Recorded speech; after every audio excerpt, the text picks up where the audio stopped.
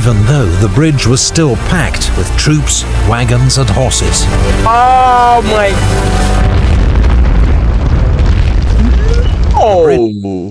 Oh no! Alright, I'm a bit late, but I'm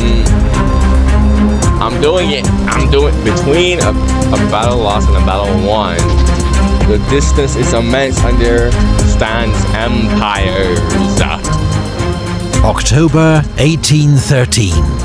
Napoleon Bonaparte faced his greatest crisis since becoming Emperor of the French 9 years before. You're telling me that the invasion of Russia wasn't his biggest crisis? Well, I should say the retreat from Russia, but...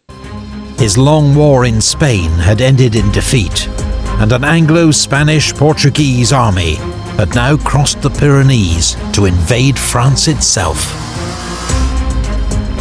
In Germany, the Kingdom of Bavaria had switched sides and joined the Sixth Coalition against France. Bro, wasn't it because of Napoleon that Bavaria was even able to become a kingdom in the first... Oh, bro, really? Wow. While in Saxony, Napoleon faced 4 armies converging on him from all directions. What's more, these were not the same bunglers he'd crushed in 1805 and 6 at Austerlitz and Jena. Prussia, Austria and Russia had all learned from their mistakes. They were now better organized, trained and led, and more wary of Napoleon. I mean, this is what, 1813? I mean, come on, this has been more than 5 years. Of course they would have to learn. Freaking. The largest coalition force was the Army of Bohemia, commanded by Austrian Field Marshal, the Prince of Schwarzenberg. His was a huge mixed Austrian-Russian-Prussian army of 194,000 men and 790 guns. To the north, Blücher's Army of Silesia and the Army of the North under Napoleon's ex-Marshal Bernadotte, now Crown Prince of Sweden. Together. So I had a comment on my last Napoleon videos explaining to me that Bernadotte was actually quite a good leader, and he's regarded as one of the best monarchs in Swedish history. Still, switching sides, bruh. Really? Bruh. 130,000 men and 536 guns. To the southeast, General Bennigsen's Army of Poland, besieging Dresden. Another 34,000 men and 135 guns. In total, the coalition had fielded 360,000 men and 1,500 guns, with Russia supplying the bulk of the troops. Of course! Goes into the stereotype. One unique addition to Bernadotte's Army of the North was a single troop of British rocket artillery, an experimental weapon system based on the Congreve rocket, a type seen here in 1830. Although wildly inaccurate, their high-explosive warhead could be devastating at close range. Hold on a minute. So you're telling me that rockets, you know, those type of rockets were a thing all the way in the early 19th century? Really? Really? Napoleon's forces around Leipzig were outnumbered almost 2-1. But with 200,000 men and 700 guns, the Grande Armée was still a force to be reckoned with many experienced troops and commanders, even though it increasingly relied on young conscripts to make up numbers.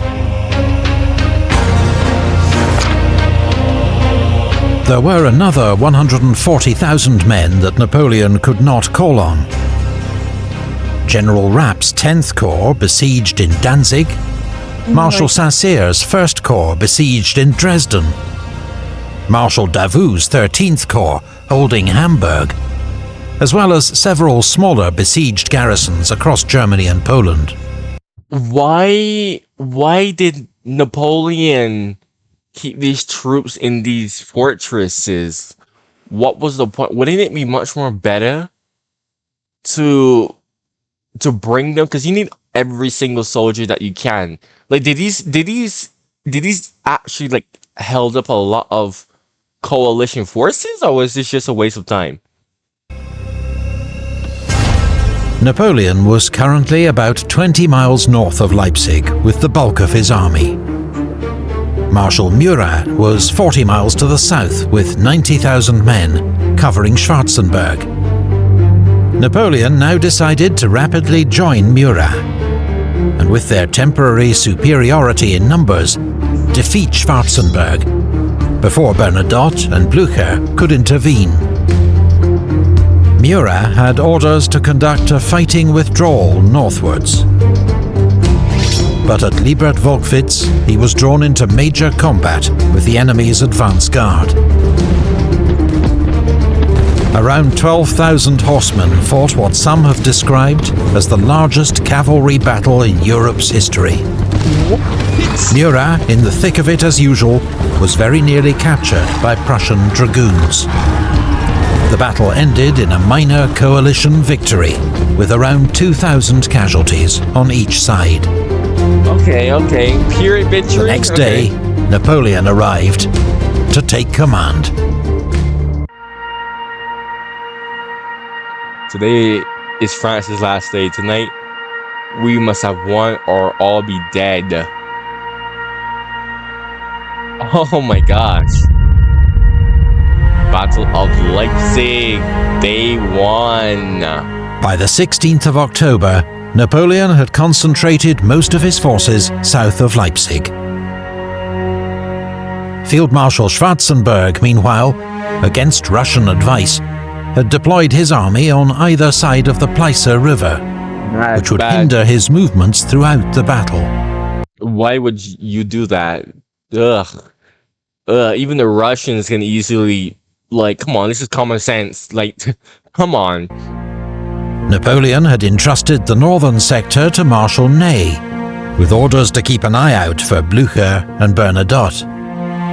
But Napoleon didn't expect them for at least another day, and so Ney had orders to transfer most of his troops south for the attack on Schwarzenberg. I don't like that. Schwarzenberg, however, knew that Blücher and Bernadotte were closer than Napoleon suspected. Oh my gosh, of course. And that Bennigsen was also marching up from Dresden. This was the moment the coalition had been waiting for.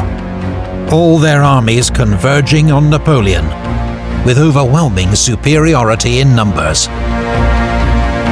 However, the coalition's headquarters were nothing like Napoleon's, where one man's will decided all. Schwarzenberg had to attempt to coordinate the actions of 3 large armies from 3 separate states. Yeah. And although he was commander-in-chief, his plans still needed to be approved by Emperor Alexander, the supreme commander. Whilst he also... What? Really?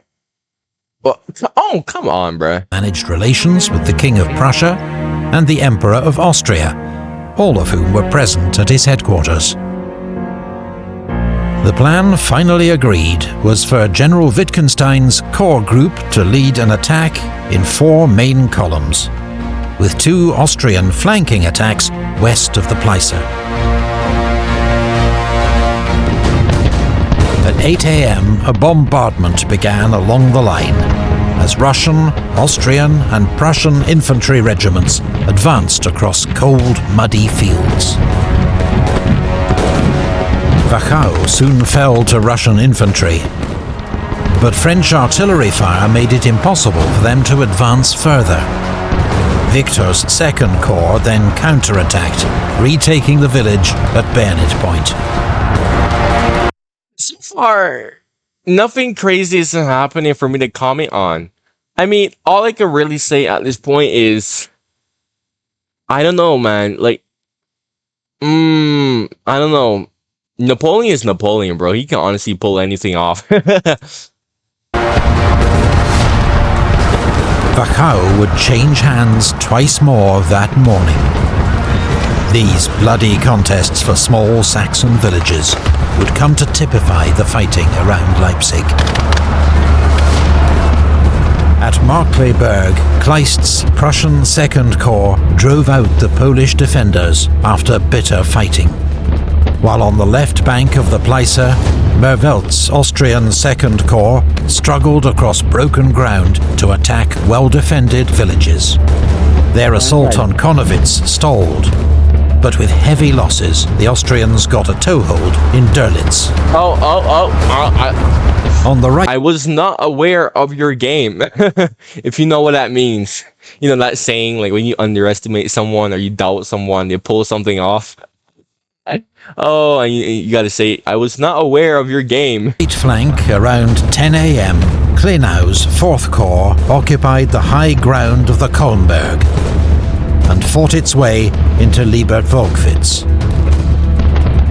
Napoleon, observing from Gallows Hill, ordered up Augereau's 9th Corps and the Young Guard in support. Augereau! Love that name, MacDonald's 11th Corps was now also arriving in position on his left. His troops retook the Kolmberg and counterattacked Liebertwolkwitz, driving out the Austrians and pursuing them over the fields beyond. The advance was only halted when Russian Cossacks were sighted on their open left flank, a warning. Oh, menace, man. Cossacks. Oh my gosh, bro. That's how you know. That's how you know, bruh. That's how you know. Freaking out. Freaking nose itches me. Freaking out. That's how you know you're a menace, bro. Oh, sorry. Let's continue. The Bennigsen's army was not far off. The coalition offensive was going nowhere, with most of its modest gains lost to French counterattacks. So far, this is disappointing as hell. But there was one sector where the coalition had more success that morning. General Goulay's Austrian Third Corps, with orders to threaten Napoleon's line of retreat, advanced over marshy ground towards Lindenau. Ney had to divert Bertrand's Fourth Corps to reinforce the village and ensure the road to France was kept open. Napoleon was waiting for Ney's reinforcements before launching his attack on Schwarzenberg. But now, Fourth Corps was tied down at Lindenau, and there was more bad news from Ney. Blücher's army of Silesia was approaching from the northwest. Marmont's 6th Corps had to turn about to keep the Prussians at bay. You gotta leave, Napoleon. You gotta leave. Heavy fighting broke out around Möckern, the village itself held by elite French Marines, while Dąbrowski's Polish division clung on to Wiedrich under attack from an entire Russian corps. This was a nasty surprise for Napoleon, who thought Blücher was still a day's march away. But the old Prussian general, hearing cannon fire to the south, had urged his men on and into the attack. Blücher intended to draw as many French troops onto himself as possible to assist Schwarzenberg's army of Bohemia. His actions and the bloody fight for Möckern may just have saved the coalition from defeat. Really? Really? No way. No way the coalition was that close to defeat. No way. Yo, nah. I need explanations immediately. I need explanations now because you people love explaining everything to me. Bro, I need more details on this now. Now all hell was let loose. It seemed impossible that there could be any space between the bullets and balls which rained onto us. Napoleon was outnumbered across the whole battlefield, but in the south he still had a numerical advantage. Yeah, let's talk about this for a second. I was sitting here like thinking to myself, why isn't Napoleon ordering like an all-out attack? Like, I get it. He's waiting on reinforcements. but he still has a numerical advantage. Like, he still has a clear advantage. Why isn't he like not ordering like a full frontal assault to crush the part of the coalition's army? Because this is great. This is great. You want to be in a position like this, right? Whenever you have an enemy that outnumbers you, it is always great to keep them separated because you want to defeat them piece by piece. In fact, if I'm not mistaken, it's not like one of Napoleon's tactics to try and split the enemy, then defeat them piece by piece. I don't know. Could be wrong. Correct me if I'm wrong. But yeah, I'm sitting here just thinking, why is he not advancing? Like, is there like what is going on? Like, why is he so? I don't know. This isn't really like Napoleon, frankly speaking. Not as large as he'd hoped, nor likely to last long. Schwarzenberg and Alexander were already moving up reserves, though Schwarzenberg now found that his were on the wrong side of the Pleiße River, costing precious hours. It was now or never for Napoleon. At 2 p.m, he ordered the attack to begin. Okay. A grand battery of 180 guns blasted the enemy lines. Then Victor's 2nd Corps, Lauriston's 5th Corps, and the Young Guard began their advance. Okay, how is this In going to end? support, Murat gathered 2 entire cavalry corps, 10,000 horsemen, and led them in one of the great mass cavalry charges of the Napoleonic Wars. Or this is like equivalent to the Battle of Eylau. Oh my god, dude, Battle of Eylau was just one of the most legendary battles, bro. Cuirassiers of the 1st Heavy Cavalry Division broke through to the main Freaking hell. and led them in one of the great mass cavalry charges of the Napoleonic Wars. Cuirassiers of the 1st Heavy Cavalry Division broke through to the main enemy battery. Some even nearly reached the 3 coalition monarchs. But the ground was marshy and broken by fences and ditches. The French horses were soon exhausted and the squadrons disordered.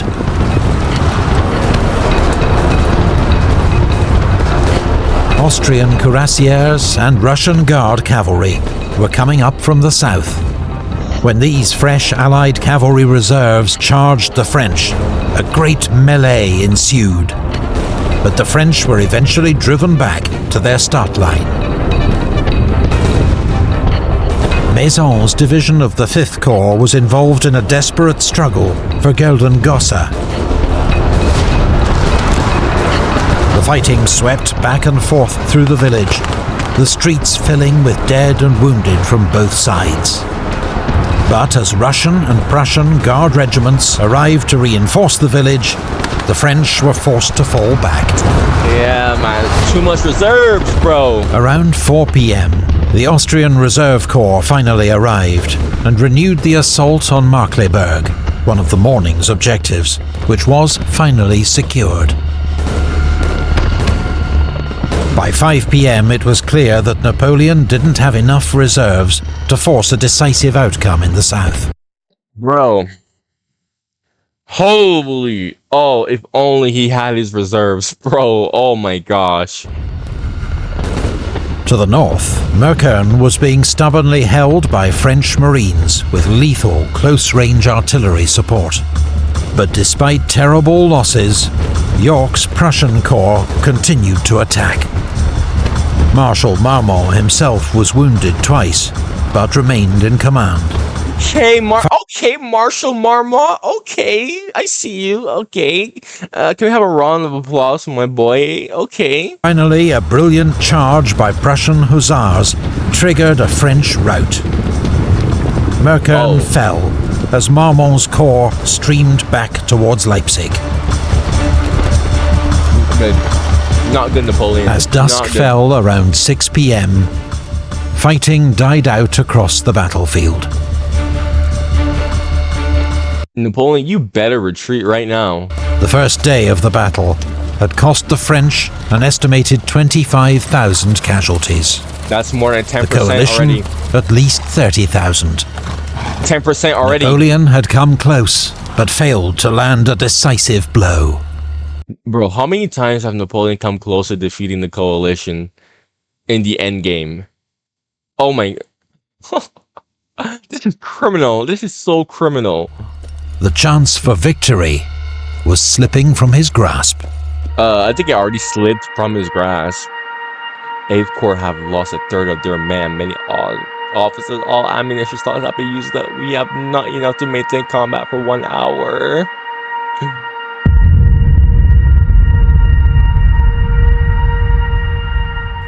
Sunday the 17th of October brought a lull, with both armies exhausted by the previous day's fighting. Napoleon needed to rest his troops and resupply them with ammunition, which was running dangerously low. He also sent a message to his father-in-law, Emperor Francis I, suggesting an armistice and finally offering concessions. But the Allies were no longer interested. They knew time was on their side. Oh, come on! You're his father-in-law. Come on! He literally banged your daughter, gave her a freaking kid, bruh. Come on. The only major combat that day occurred in the north, where Blücher continued to attack. Russian infantry stormed Austerlitz and Gorlice. Russian hussars charged and routed part of Arrighi's 3rd Cavalry Corps. That day, Napoleon received 14,000 reinforcements when Reynier's French Saxon 7th Corps arrived from the northeast. How much? But the same day, the coalition received more than 100,000 reinforcements. What? It's over. It's over. It's so over for Napoleon.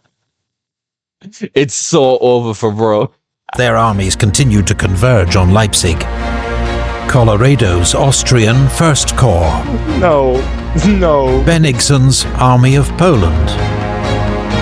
And Bernadotte's Army of the North, though the latter was widely criticized for his leisurely march to the battlefield. The next day, Napoleon would face odds of nearly 2-1. It was time for the Emperor to begin planning his retreat. Right here on the morning of a battle, the like of which has scarcely been seen in the history of the world, we have surrounded the French Emperor. This battle will decide the fate of Europe. Battle of Leipzig. Day 3, Battle of the Nations. On Monday morning, the sun shone across 40 square miles of battlefield, on which nearly 500,000 troops and 2,000 cannon were assembled. Soldiers. I just want y'all to understand this. The population of my country is 280,000. 280,000, probably a bit more now, maybe around 300,000. But the last time I checked is 280,000. Bro, this is massive, my dude. Soldiers from France, Germany, Russia, Austria, Poland, Italy, Sweden, the Netherlands, and even Britain. This was truly the Battle of the Nations. Yeah, I now I'm starting to understand why they call this the Battle of the Nations, bro. In preparation for his withdrawal, Napoleon pulled back his forces into a tighter defensive perimeter and ordered Bertrand's 4th Corps to march west to secure the army's line of retreat. Two divisions of the Young Guard under Marshal Mortier took their place at Lindenau. Schwarzenberg, meanwhile, planned to close the net on Napoleon with 6 converging attacks. Fighting in the south began around 8 a.m. The Austrians took Dürlitz, but Marshal Oudinot led a counterattack at the head of a Young Guard division and drove them out again. Schwarzenberg was so alarmed by this reverse that he sent orders to recall Goulay's 3rd Corps.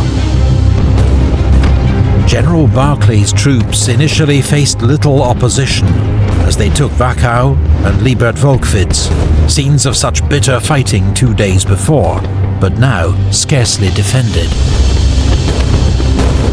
Barclay then paused, waiting for Bennigsen to get into position on his right before continuing his attack. Bennigsen's troops had more ground to cover, but towards noon they'd driven back MacDonald's infantry and taken their objectives. They would now wait for Bernadotte's army to link up on their right. But the Army of the North was again making slow progress, for which many again blamed its commander, who seemed exceedingly cautious about facing his old master in battle. This is why I said Bernadotte was kind of trash.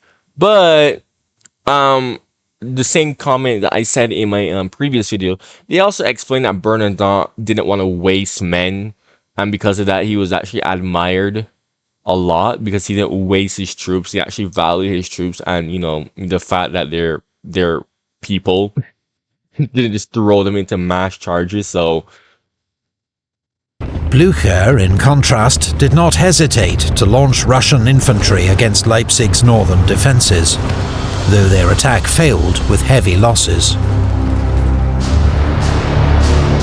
All were demoralized, and he appeared his presence was like an electric shock. All shouted, "Viva la Emperor!" And everyone charged finally into the fire. By 2 p.m, Napoleon was hard-pressed on all fronts, but holding his own. His attention was now focused on Probstheide, key to his southern front, under attack from Kleist's Prussian Second Corps. French troops had turned the village into a fortress and inflicted terrible losses on the advancing Prussians. My gosh, man! Probstheide was the fact that they could take the losses. Honestly, they could take the losses. Let's be real. Soon engulfed in smoke and fire as fighting raged on all sides. Some Prussian regiments lost half their men attacking the village, while 3 French generals were killed as they organized its defense. Napoleon even sent in Friant's division of the Guard to reinforce the position. Oh, that's how you know it's a big deal. To the north, Bernadotte's army was finally joining the battle in earnest.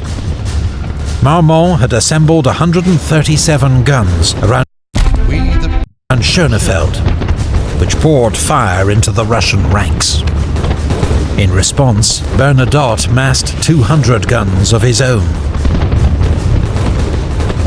The fields were soon strewn with the dead and wounded, as the sheer weight of fire made it impossible for either side to advance. Around 3 p.m, von Bülow's Prussian Corps, supported by Austrian Jaegers and its small British rocket detachment, attacked Paunsdorf. Grenier's 7th Corps could not withstand the onslaught.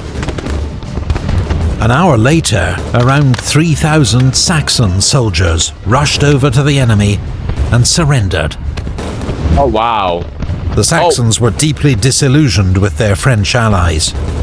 Their main wish now was for a quick end to a war that had ravaged their homeland for many months. You know what? I can't even blame that. I can't even blame that, because Germany is like the main. I swear, Germany is literally like the battleground, the freaking main battleground for all of this, bro. So the hole in the line created by the Saxons' defection was soon plugged by Guard cavalry.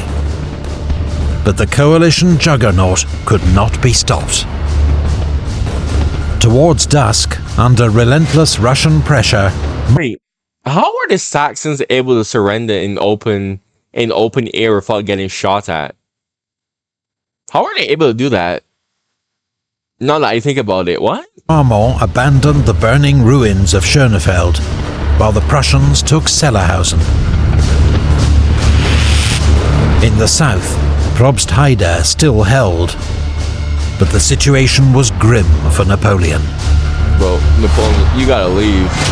The third day's fighting cost both sides another 25,000 casualties. Yeah, but bro, these are losses that Napoleon cannot be taken. The coalition could take it, but Napoleon can't.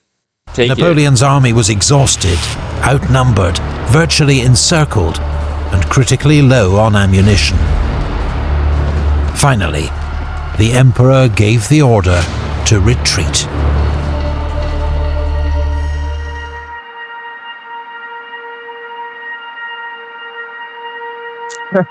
We will hold on. We're all ready to die for your majesty. Okay. I don't think you can hold on any longer, bro. I don't Overnight, think you under cover of darkness and early morning fog, the French army withdrew behind Leipzig's walls, and at 4 a.m. began its retreat west, crossing the single bridge over the Elster River that led back to France. There'd been time and materials to build extra bridges, but in what would prove a serious oversight, no one had given the necessary orders. Furthermore, there was no clear plan. What? Huh? I swear, it's like Napoleon wants to lose. It's like Napoleon wants to lose, bro. Plan for Leipzig's defense, which was left to a jumble of understrength units, mostly Poles and Germans. Bro, Napoleon left Leipzig around 10 a.m. Behind him there were scenes of mounting chaos and confusion, the city's streets jammed with troops, guns and wagons. The 20,000 wounded troops in the city had little hope of escape. Oh man. 30 minutes later, shells began to rain on the city as the coalition launched an all-out assault from north, east and south.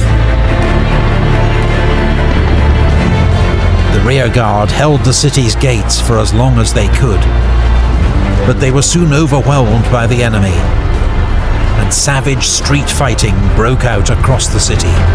He's on, Brad, man. Sorry, that's just something that we say. That's just a saying that we say in my country, bro. Like when something like intense is happening, that's like what we say. We say cheese on bread, man. I know. It sounds weird to an outsider, but to us it's just like it's just natural.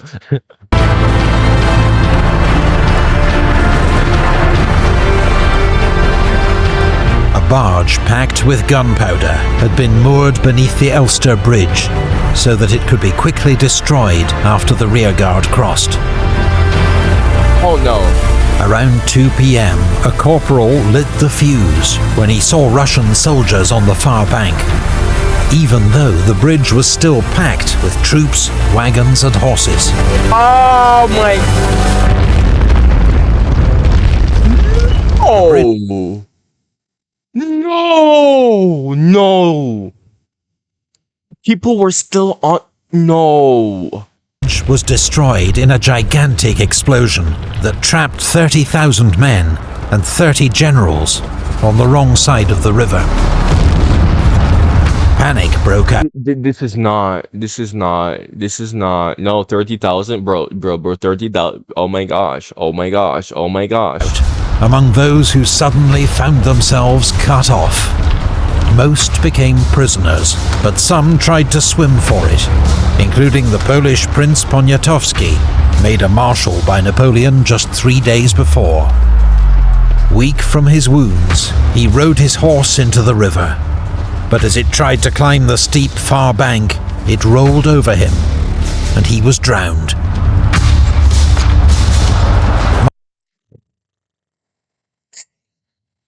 Oh, that's actually so sad, dude. Marshal MacDonald had also been cut off by the blast, and resolved to escape or die trying. He found a place where engineers had cut down 2 trees as a makeshift bridge, and made his attempt. And there I was, 1 foot on either trunk and the abyss below me. A high wind was blowing. I was wearing a large cloak, and fearing that someone would grab at it, I got rid of it. I was already 3/4 of the way across when some men decided to follow me. Their unsteady feet caused the trunks to shake, and I fell into the water. Oh! Fortunately, I could touch the bottom, but the bank was steep, the soil loose and slippery. Some of the enemy's skirmishers came up, They fired at me point blank and missed me, and some of our men who happened to be nearby drove them off and helped me out. I was wet from head to foot, breathless and sweating heavily from my efforts. Marshal Marmont, who had got across early in the day, gave me a horse. I wanted dry clothes more, but they were not to be had. Oh my gosh, bruh. The loss of the bridge turned what was already a heavy defeat for Napoleon into a disastrous one. Later, Yeah, bro. 30,000 men. In a time where men, bro, holy dude. So Napoleon had 200,000. Bro, he lost like what, 60,000? Yo, yeah, nah. There's no coming back from this one. to that day, the three allied monarchs met in the center of Leipzig to celebrate their great victory. It had come at enormous cost. Exact numbers are impossible to establish, but in 4 days' fighting, the coalition armies suffered at least 52,000 casualties. Napoleon, who could less afford such losses, came off worse. 47,000 killed and wounded, 35,000 taken prisoner, 325 guns lost. More men were killed and wounded at Leipzig than in any European battle before the First World War. Wow. Sir George Jackson, the British ambassador to Austria, rode over the battlefield with Metternich, the Austrian foreign minister, 2 days later. "A more revolting and sickening spectacle I never beheld," he wrote. "Scarcely could we move forward a step without passing over the dead body of some poor fellow, gashed with wounds and clotted with blood, another perhaps without an arm or a leg, here and there a headless trunk, or a head only, which caused our horses to stumble or start aside. It made one's blood run cold to glance upon the upturned faces of the dead. We got over this field of glory as quickly as we could." Field of glory, man. Oh my gosh, dude. Warfare in this time period was brutal. Freaking brutal still, dude. Like, a lot of people don't really seem to understand that.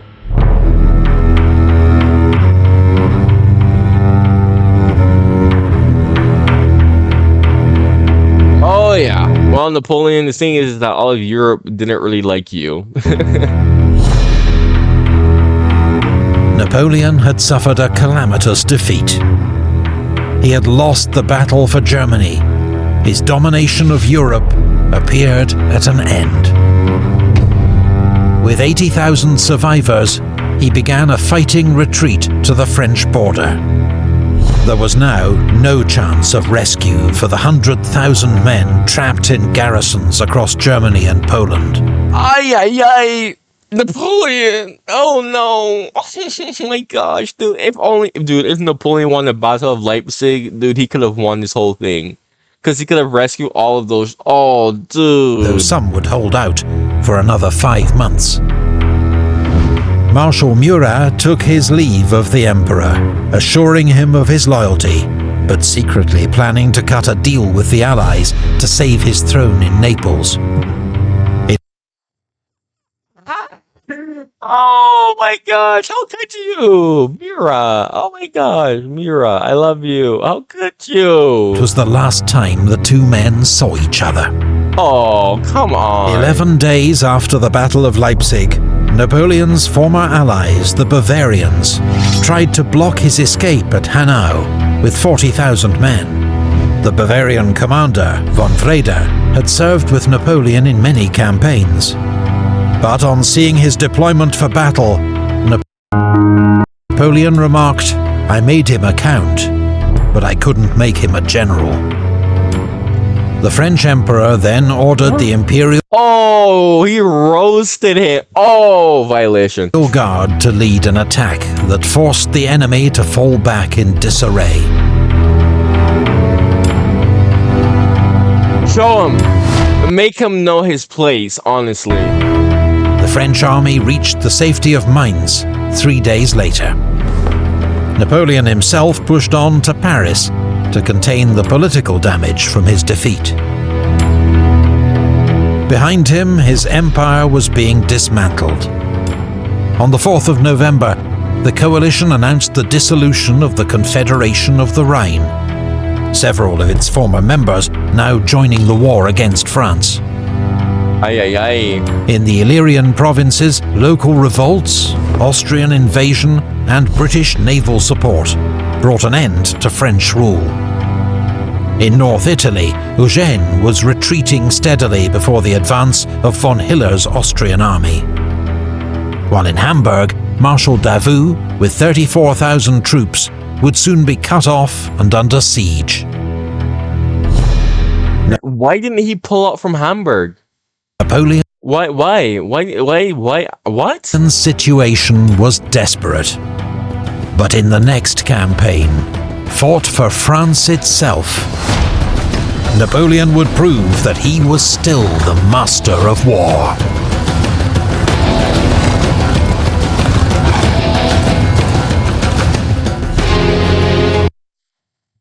That was truly an epic history tale. Oh my goodness, look man, you made it all the way here. Make sure you like the video. If you're new, make sure that you drop a sub for my next reaction. If you have any suggestions, just comment down below. Yeah man, I gotta drop this video. It's already late, can't say too much, so thank you.